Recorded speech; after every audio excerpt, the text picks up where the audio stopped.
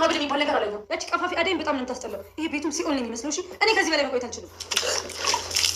ከኔ ጋር እንዲቆም ለማውራት ከኔ ነው የሚጠበቅባት። እሺ ድሃ እዚህ ጠባብ ነው ቆሻሻ ክፍል ውስጥ ምን አይነት ሰላም ፍለጋ ነው የምትመጣው? ኤላ ለሊ ዞሪ ተኛ ሰርኔ ተኛ አዴ ናት እንደዚህ የምታደርገው ምን ነው ማለት ነው? ከሸሽ ዞር በይልኝ። እሺ ዴቭ እኔ እኮ ያንተ ፍቅር ያስፈልገኛል። ለምንድን ነው ፍቅርን ለማይገባው ሰው የምትሰጠው? እኔ እኮ ያንተ ፍቅር እያልኩ እየተንከራተትኩ ነው። እንደምወድህ እኮ መረዳት አለብህ። ፍቅር እወድሃለሁ። ፍቅር አትበይ። ብትወጂኝ ከሆነ በተግባር አሳይኝ። እሺ እንደነዚህ ታውቂያለሽ። ያንቺ የፍቅር ሳይሆን የእልህ ነው የሚመስለው። ዞር በይ። ይቅርታ አይኔት አዴ የምትባል ሰራተኛ ታውቂያለሽ? አዴ ነቀሳለሁ። አንቺ እንደማታው ነሽ።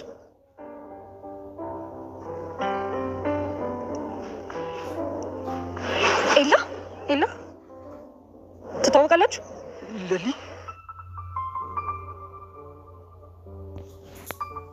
አደይ ለበቀል የተዘጋጀችውን እህቷን ተቆጥታ ወደ ቤተሰቦቿ ሸኝታታለች። እኛ ከባስ እንዳትወርጂ፣ እኔ እንደዚህ መሆነው እኮ ለእናንተ ብዬ ነው፣ ለምን እንደዚህ አይነት ስራ ትሰሪያለሽ? በማለት እህቷንም ተቆጥታታለች። በክፋት የታጠረችው ፍቅርም ወደ ዳይመንድ ሄዳ ነበረ። ታዲያ ሀብሉን ስጠኝ ስትልም ጠይቀዋለች። የዳይመንድ ምላሽም ጥፊ ነበረ። በሌላ በኩል ኤላና የቀድሞ ፍቅረኛው ተገናኝተዋል። በሀብሉ ጉዳይ ተገጣጥመዋል። ኤላን በምን አይነት መንገድ ላገኘው እችላለሁ እያለች ጎዳና ለጎዳና እየተንከራተተችና በዛው እያደረች ሳለ ኤላን አግኝተዋለች። ሁለታቸው የተገናኙበት አጋጣሚ ስላስገረማቸው በድንጋጤ እየተያዩ ነበር። ባርኮት ከአደይ ፍቅር እንደያዘው ለኤላ ነግሮታል። ታዲያ ኤላም አደይ የቤት ሰራተኛ ሳትሆንም ሌላም ተልዕኮ አላት ሲል አስጠንቅቆታል። ታዲያ ባርኮትም እንደሚወዳትና እንደዛ አይነት ነገር መስማት እንደማይፈልግ እየነገረው ነበር። ሰላም ጤና ይስጥልን ውድ ቻናል ቤተሰቦች እንደምናላችሁ በያላችሁበት በዓለም ዳርቻ ሰላማችሁ ብዝት ተረፍረፍ ይበል እያልኩኝ ዛሬም በአደይ ድራማ በክፍል 28 ተከስተናል። እስከ ቪዲዮ ፍጻሜ ድረስ አብራችሁኝ ቆዩ። አመሰግናለሁ። ፍቅር በተኛችበት ለበቀል የተዘጋጀችው የአደይ እህት በተኛችበት ጉሮሯን አንቃትና በቢላ እያስፈራራቻት ነበረ። ታዲያ ጩኸቷን ሰምታ አደይ ትመጣለች። አንቺ ለምን ተመለሽ? ሸኝችሽ አልነበረ? ለምን እንደዚህ አይነት ስራ ትሰሪያለሽ? ብላት ተቆጥታት ጎትታት እያወጣቻት ነበረ። ታዲያ አንቺ ሄዳ ልጅ የሚለው ንግግሯ አደይን በጣም አበሳጭቷታል። እኔን እንደፈለግሽ ተናገሪ፣ እህቴን ግን እንዳትናገሪ ያለቻት። ታዲያ እህቷን ጎትታ ካወጣቻት በኋላ እንዴት እንደዚህ አይነት ትሰሪያለሽ? አንቺን ለማሳከምና እናቴን ስል እንደዚህ የሆንኩ ነው። አንቺ ግን ለበቀል ተዘጋጀሽ ብላ እህቷንም ትቆጣታለች። ከዛም ሁለተኛ ከባስ እንዳትወርጅ እባክሽን ወደ መጣሽበት ተመለሽ በማለት እህቷን ትሸኛታለች። ታዲያ የአደይ እህት ፍቅርን ሳትበቀላት መሄድ እንደማትፈልግ እየነገረቻት ነበረ። አደይም ለምንድነው ለእኔ ስም አታስቢልኝ? ሁሉንም ነገር እኔ አስተካክላለሁ በማለት እህቷን አባበለቻት። ሊሊ ወይም የቀድሞ ፍቅረኛው የኤላ መንገድ ላይ የተገናኘችው የሰው ቤት ሰራተኛ እጇ ላይ ያለው ትንሽ ብር ነው። ይሄ ምን ይሆነኛል? ለቁርስ ይበቃኛል እንዴ? ጃኬቱን ልሽጠው እያለች ነው። ታዲያ እላዩ ላይ የለበሰችውን ጃኬት አነሳችና ኪሱን መበርበር ጀመረች። ከኪሱም የኤላን ሀብል አገኘችው። ሀብሉንም እንዳየች በጣም ደነገጠች። ኤላ አለች። ከዛም የሆነ ሰዓት በፍቅር ሳሉ እንዲሰጣት እንደጠየቀችውኝና ከዛም የአባቱ ማስታወሻ እንደሆነ መስጠት እንደማይፈልግ እንደነገራት እያስታወሰች ነበረ። ከስንት ጊዜ በኋላ ኤላ ጋር ልንገናኝ ነው ማለት ነው። አደይን ያገኘዋት በምክንያት ነው። ብዙ ስቃይ አሳልፌያለሁ። አሁን ግን ቆጥሮልኛል መሰለኝ፣ እግዚአብሔር ይመስገን እያለች በደስታ እየፈነደቀች ነበር። ባርኮት ወደ አደይ መኝታ ክፍል አመርቷል። ታዲያ ጃኬቱን የት እንዳደረገችው እየጠየቃት ነበር አደይን። አደይም የሆነች ቤት ሰራተኛ ልብስ ሳትይዝ እንደወጣችና እንዳሳዘነቻት ስታይ ጃኬቱን ለሷ እንደሰጠቻት እየነገረችው ነበር። በጣም ጥፋተኛ ነኝ፣ ይቅርታ ጠይቃለሁ። ብቻ እኔ መስጠቴን እንጂ የፍቅር መሆኑን አላሰብኩም ነበረ አለች። አንቺ ምንም አላጠፋሽም፣ ፍቅር ግን መረዳት አትችልም። ታዲያ በባርኮት ምላሽ የተደሰተችው አደይም አንተ ሁልጊዜም ስለምትረዳኝ አመሰግናለሁ አለችው። ባርኮትም ደግሞ ምን አድርጌልሽ ነው የምታመሰግኝ?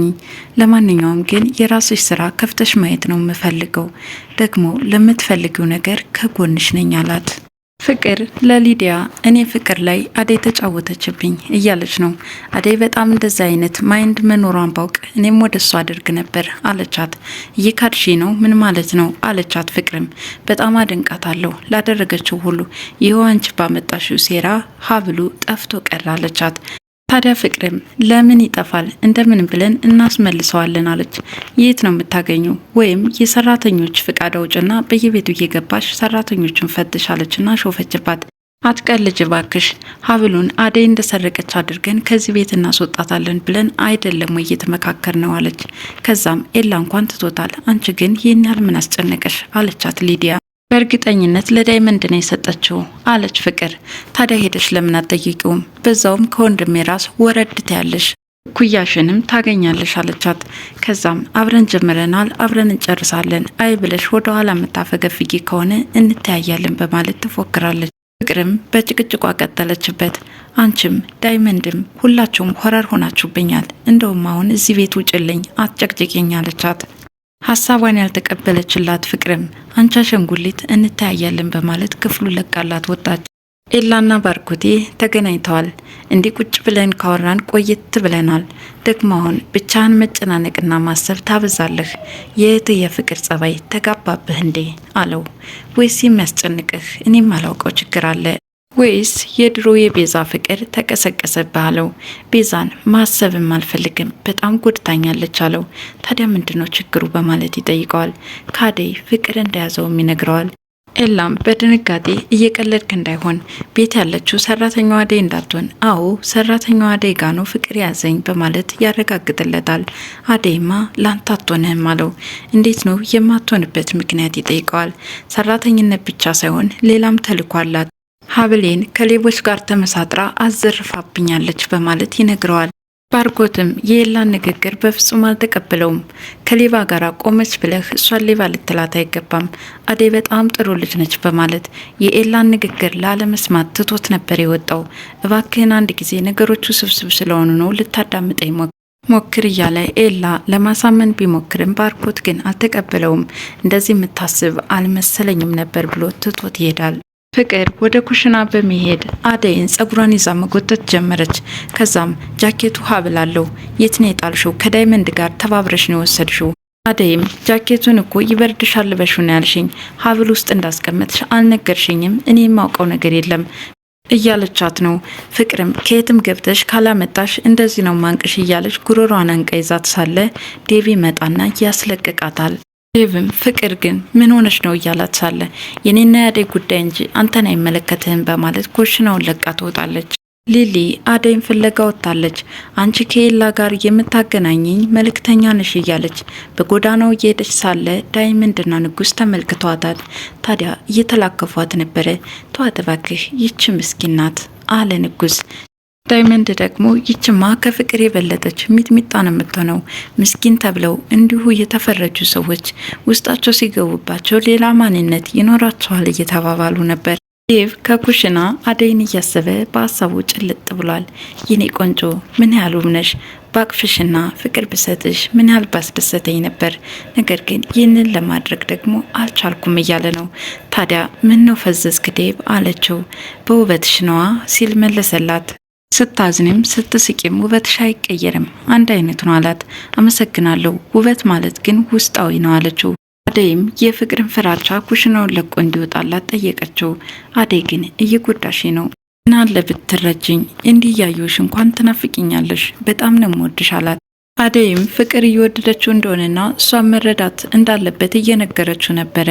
ዴቭም እኔ እሷን አልወዳትም፣ በጣም ራስ ወዳድና ክፉ ሴት ናት፣ ምናልባትም እሷ እየወደደችው ብለሽ አስበሽ ከሆነ እኔ መቼም የእሷ ልሆን አልችልም በማለት ይመልስላታል። ታዲያ እንደዚህ እየተነጋገሩ ባሉበት ሰዓት ሊዲያ ትመጣና ዴቭ እዚህ ምን ትሰራለህ? ደግሞ ኩሽና ይዛ ገባች በማለት እየጎተተች ወንድሟን ወደ ሳሎን ትወስደዋለች። ዴቭም አደይን አትናገሪ ስልሽ አትሰሚም አይደለ አላት። ወንድሜ ግን እኔ አላሳዝንም፣ ቤት ውስጥ አይጣለ፣ በዛ ላይ ፍቅር ሲኦል ናት፣ ደግሞ አደይም ቀፋፊ ናት እያለች እያንዳንዱ በጣም መጥፎ ገጸ ባህሪ እየሳለችና እዚህ መኖር እንደማትፈልግ ለእናቱ መደወል እንዳለበት እየተናገረች ነበር። ዴቭም ከፈለግሽ አንቺ ጥርግ ማለት ትችያለሽ፣ እኔ ግን የትም አልሄድም፣ ሰው እያደገ ሲሄድ ይበስላል እንጂ እንዴት እንጭጭ እየሆነ ይሄዳል በማለት ይመልስላታል። ሊዲያም ወንድሜ ነህ ብዬ ብዙ ነገር ባማክርህ አንተ ግን ልትሰማኝ አልቻልክም በማለት በንዴት ትታው ትወጣለች። ፍቅር አደይን አመናጭቃ ትጠራታለች። ከዛም ውሃ እንድታመጣላት ታዛታለች። ውሃውንም አመጣችላት። ታዲያ ካየችው በኋላ ቆሻሻው ውሃ ነው እንደ የምታመጭልኝ በማለት እለዋ ላይ ገለበጠችባት። ታዲያ ይህንን በማድረጓም እየተደሰተች ሌላ ውሃ እንድታመጣላት አዘዘቻት። አደይ ፍቅር ክንፍ ያለው ዴቭም ለባርኮት ደውሏል። እኔ አሁን እየጨነቀኝ ነው፣ አደይ እየቀረብኳት በመጣው ቁጥር እሷ ግን እጥፍ እየራቀች ነው፣ ለእኔ የምትሆን አይመስለኝም እያለው ነው። ታዲያ በንግግሩ ባርኮት የተደሰተ ይመስላል። ምክንያቱም ዴቭን እምቢ ካለችው ለእኔ ትሆናለች ብሎ ስለሚያስብ፣ ታዲያ ዴቭም ከኔ ይልቅ ላንተ ትቀርባለች፣ እህት ናት፣ በጣም ትወድሃለች፣ እባክህ አንተ ጠይቅልኝ እያለው ነበር። ባርኮቴም እሺ ደውልልሃለሁ፣ ለማንኛውም ነገር አታስብ ብሎት ስልኩን ዘጋው። ፍቅር አይኗን በጨው አጥባ ወደ እነ ዳይመንድ ሄዳለች። ሀብሉን እየጠየቀች ነው። ከዛም ስለማከብርሽ እንጂ አሁን እዚህ መሬት ውስጥ ነበር የምከትሽ ይላታል። አንተ ድሃ ከኔ ጋር ለመነጋገር ሞራል የለህም አለችው። አዎ ድሃ ነኝ ብሎ በጥፊ ያጠናግራታል። ታዲያ በጥፊ የተመታ ፊቷን እየጠራረገች በሀፍረትና በንዴት ትመለሳለች። ሁሉም ተሰባስበው በተቀመጡበት ኤላ ባርኮት አሁንም እንዳኮረፍከኝ ነው እንዴ? ይቅርታ ባክህን ይለዋል።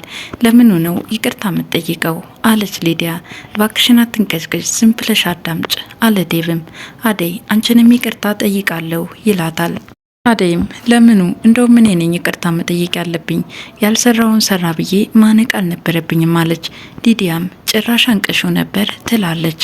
ኤላና ሊዲያ በወጡበት ፍቅር ከነ ዳይመንድ ስትመለስ ሁላቸውም ተገጣጥመዋል። የት ሄደሽ ነው እያሏት ነው። ታዲያ እሷ ኤላ ሀብሉን አገኘሁ እንዴ አለችው። አላገኘሁትም፣ አንቺ ምን ቤት ነሽ አለች ሊዲያም። ለነገሩ አንቺም የሌባ ተባባሪ ነሽ፣ አሁን በዚህ ጠራራ ፀሐይ ምን አስሮጠሽ እያለቻት ነበረ። ኤላም የምታውቂው ነገር አለ እንዴ በማለት ይጠይቃታል። አይ ወጥቼ እያጣራው ነበረ አለች። ታዲያ ኤላም በቃ ፍቅር ካለች ከሷ ጋር ሄዱ፣ እኔ ወደ ቤቴ ልሄድ አለ። ኤላ እኔን ትተኸኝ ነው የምትሄደው? ቆይ አብረን እንሄዳለች። ከዛም ተከተለችው። ተከትላው እየሄደች ሳለ ፍቅር ግን ቆይ ዋጋሽን ታገኛለች በማለት እየዛተችባት ነበር። ደመቀ በፍቅር ላይ ቂም ይዞባታል። ታዲያ ለምን አደይ ላይ ልናደርግ የነበረውን ፍቅር ላይ አናደርግም? እናግታትና ከዛ በኋላ እሷ ላይ ልናደርግ የነበረውን ፍቅር ላይ እናደርጋለን እየተባባሉ ነበር። ከዛም በቅርቡ ዋጋዋን ታገኛለች አለ ንጉስም። ከአደይ ክፍል ተኝቷል። ታዲያ ፍቅር ተከታትለው ገብታ ቀሰቀሰችው። ከዛም እዚህ ምን ትሰራለህ? ጠባብ፣ በዛ ላይ ቆሻሻ አለች። ከዛም ለምን ሁልጊዜ ክፋት ታስቢያለሽ? ቆሻሻ ከሆነ ላጽዳላት፣ ጠባብ ከሆነ ሰፊ ክፍል ይሆንላት በይ፣ አንቺም እንደሰው አስቢ። ለማንኛውም እኔ የመጣሁት ሰላም ፍለጋ ነው በማለት እሷ የቆመችበት እሱ ተነስቶ ትቷት ይወጣል። ባርኮት ወደ ኩሽና ሄዷል። አደይን እንዴት ነሽ ሲላት ምን ነው በደህና ነው፣ ግን እኔ ደህና አትመስለኝም አለችው። ከዛም እናንተ እየናፈቃችሁኝና ስራ እየበዛብኝ ነው አላት። ከዛም ዴቭ እየተንከባከበች ነው እንዴት ነው ግን ሲል እሷንም ጠየቃት። ዴቭ በጣም ጥሩ ልጅ ነው፣ ትንሽ ያስጨነቀኝ ነገር ቢኖር የሀብሉ ጉዳይ ነበረ አለችው። ከዛም እሱ የሚያስጨንቅሽ ነገር የለም፣ ማንም አንቺን በክፉ እንዲናገር አልፈቅድለትም አለ። ከዛም እሱንማ እኮ አሳየኝ፣ የበደልኩትንም ይቅርታ እንዲጠይቅ አደረግከው፣ አንተ ቤት ውስጥ ካለህ በሰላም ስራዬን እሰራለሁ አለች። ባርኮትም አቀፋት። ይህንን ሁኔታ ዴቭ ይመለከት ነበር። በጣም ነው የተናደደው። ኤላና ሊዲያ ወክ እያደረጉ ነው። ታዲያ እየሄዱ ሳለ አቧራ ገባብኝ እፍ በልልኝ ትለዋለች። እፍ እንዲልላትም ታደርገዋለች። ይህ እንግዲህ መቀራረቢያ ዘዴ መሆኑ ነው። ታዲያ ዘወር ስትል የኤላን ጃኬት የለበሰችው የቀድሞ ፍቅረኛው ጎዳና ላይ ተኝታ ተመለከተቻት። እንዴ ይህ ጃኬት አለች። ምክንያቱም ከሚስጥራዊነቱ አብራ ስለነበረችበት። ልጅቷም መንቀሳቀስ ጀመረች። ከዛም ሰው ነው እንዴ አለች። ተጠጋቻትም። ዴቭ ደረጃ ላይ በተቀመጠበት ፍቅር ትመጣና አሁንም እንደምትወደው ትነግረዋለች። ታዲያ ዴቭ ፍቅር አትበይብኝ እባክሽን፣ አንቺ ስንት ጊዜ ልንገርሽ በማለት አመነጫጭቆ ይነግራታል። በዚህ የተናደደችው ፍቅርም ካጠገቡ ትቀመጣለች። እንድትነሳ ቢጠይቃትም እሷ ግን እምቢኝ አለች። ከዛም አንቺ ካልተነሳሽ እኔ እነሳለሁ ብሎ ከተቀመጠችበት ትቷት ይወጣል። የኤላ ፍቅረኛ በተኛችበት ሊዲያ ተጠጋቻትና እጇን አነሳቻት። ምን ሆነሽ ነው እናት አለቻት። አደይ የምትባል ሰራተኛ ታውቃላችሁ አለች። ከዛም አንቺም ያደይ እህት ነሽ እንዴ አለች በመሞላቀቅ። ከዛም ቀና ብላ ስትመለከትም ኤላን አየችው። ከዛም በድንጋጤ መታየት ጀመሩ። እሱ ሊሊ እያለ እየጠራት ነበር፣ እሷም ኤላ እያለች። ሁለታቸውም እየተያዩ ነው የዛሬው ፕሮግራም የተቋረጠው። ሰራተኛዋ አደይ ክፍል 28 ይህን ይመስል ነበር። ለቻናሉ አዲስ የሆናችሁ ሰብስክራይብ እያላችሁ ቤተሰብ ሁኑ። አመሰግናለሁ።